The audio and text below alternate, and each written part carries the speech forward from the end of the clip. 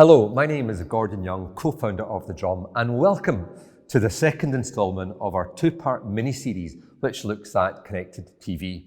We interviewed their head of programmatic for Europe, Emma Lou Wagstaff, who really gave us insights into the latest trends in connected TV and what are the big opportunities for brands.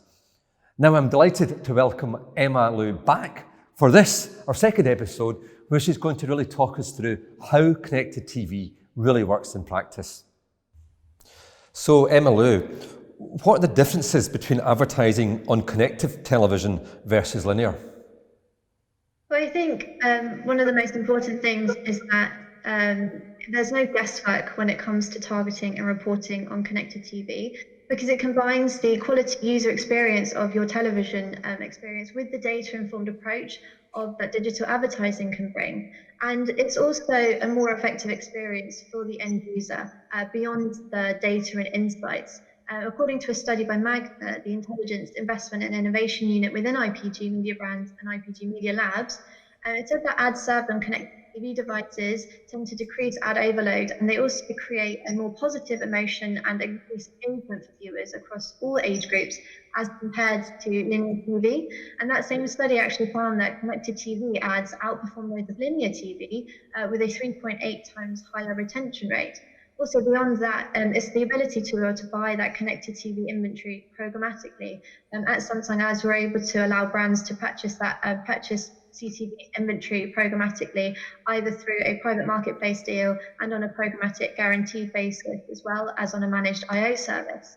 Actually, our direct buys via the Samsung DSP will also be available in Europe in 2021. That's great. It's fascinating stuff. But how do you think, obviously there's huge differences between CTV and linear, but can you maybe give us insights into the differences between CTV and the wider programmatic landscape, such as video, for example? Yeah, so I say like CTV, it offers your full screen ad experience, much like your linear TV, versus that digital online video, which runs across the web. Beyond that, also, we're able to offer the linear ad reach extension. So that's targeting users based on our first-party data and targeting viewers who haven't seen or who haven't been exposed to your linear TV ads. Also, you can drive that incremental reach for your linear buy. You can optimize your frequency of your TV ads.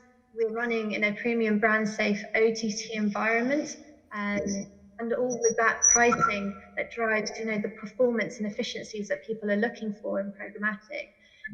Also looking at tracking the exposure to your linear campaigns, so reporting on a one-to-one basis. So it sounds like it really does augment sort of the market as opposed to replace anything. But can you now sort of give us an insight into what is the ad environment like on Samsung TV Plus in terms of what sort of ad formats you're offering and what are the benefits of the platform? Yeah, so it's going to be like buying linear TV. You're going to be buying a post-roll, mid-roll, and pre-roll that's playing during that content. And this is content that's streaming 24 hours a day in TV Plus.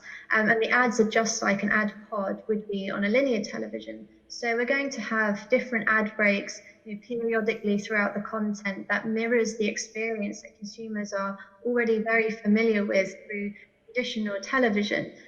We can carry ad format sizes from 6 seconds up to 90-second copies. So we can also accommodate for more unusual lengths of video copy as well.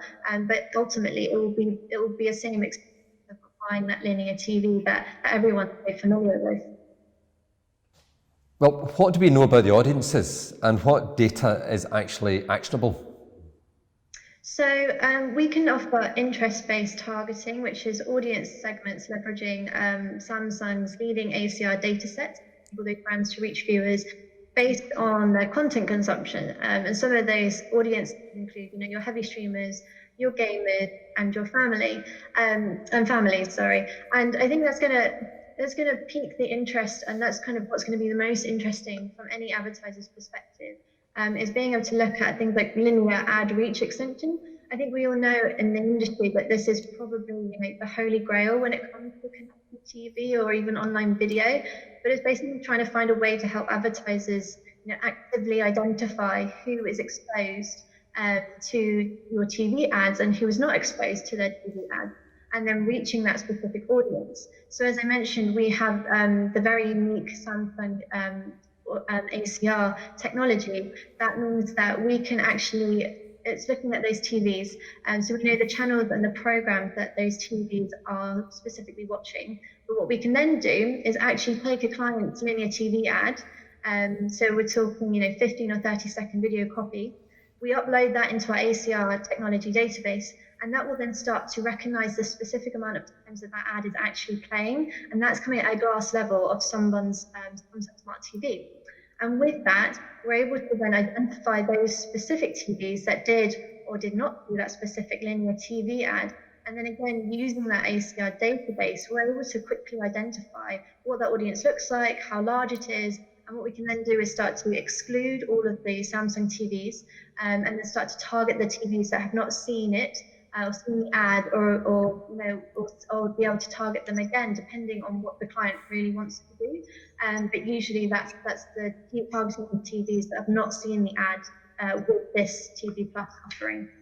Yeah, ACR, a new acronym is born, and of course it stands for automatic content recognition. But it's fair to say it really goes to the heart of what Samsung TV Plus is really about. But can you give me? But because of that, maybe it's worth sort of sustaining this topic for another moment. And can you give me any more information on actually how you're using it to categorize inventory? Yeah, so ACR targeting, as we mentioned, it's another acronym that comes with working in programmatic, but it's the identified data collected from 34 million smart TVs, Samsung smart TVs across Europe. And what it does, it helps us better understand the content that's actually being consumed behind that TV screen. So ACR helps power better consumer experience because it's delivering smart recommendations, which helps consumers find their content. We can get engagement insights, so it provides valuable information to advertisers and publishers on how household users are engaging with their content, but it also increases relevance. Advertisers can use this data to deliver relevant ads tailored to the viewer's interest, which means that it's enabling better targeting capabilities. It can be scaled in multiple markets, and again, as I mentioned before, we can optimize reach and frequency then across our Samsung smart TVs. It consolidates your advanced TV media investments on that single platform. And ultimately, it means that you're reaching the right audience using that highly accurate glass level ACR recognition technology. Yeah, and of course it protects, at this age of this sort of, everyone's talking about the danger of third-party data. This really protects, in terms of very strong terms of privacy, and it's actually hard to really overstate just what a game changer ACR is. But can you give me more insights on actually how, in this new environment, do we measure results, and how does that compare to normal industry standards? So, with anything, measurement is going to be key, and that's something that we want to work on, is to be able to come up with an industry standard, because right now I think with the different ways of buying video and the different points of entry for video buying, the measurements can vary quite differently amongst the mediums. And what we don't want is for an advertiser to be spending their ad dollars targeting the same people every time. So what we want to demonstrate is the power of that data that can be leveraged through ACR and measure the effectiveness of the campaign, demonstrating and measuring the extension of the reach you would get beyond an advertiser's investment into just linear.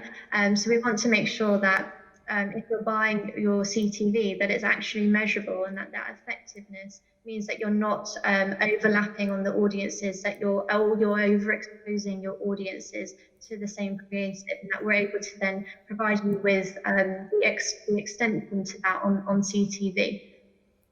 That's great.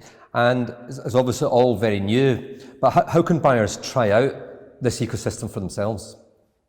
So Samsung Ads is actually offering brands the ability to buy programmatic solutions in that premium curated brand safe TV environment. So you can buy it on a Samsung PMP that provides one deal ID. You'll also then get one sales contact to reach those audiences, as I've mentioned before, across TV Plus. It can also be bought on a programmatic guaranteed basis as well. So it's similar in the way of being able to, with your standard programmatic buys, but with that you're then able to optimize as you wish, and then be able to leverage those audience interest-based segments that I mentioned earlier. So it gives the advertisers the scale and frequency management across across multiple AVOD services that they'd be buying. That's great. Well, Emily, this is absolutely fascinating stuff. Good luck with the launch. Thanks again for these insights. Now, obviously, this was the second in a two-part mini-series, and you can tune in to the first part of our mini-series by following the links in the article underneath this video. And in that first episode, Emma Lou really talked about the most recent trends in connected, and specifically the launch of Samsung TV Plus itself.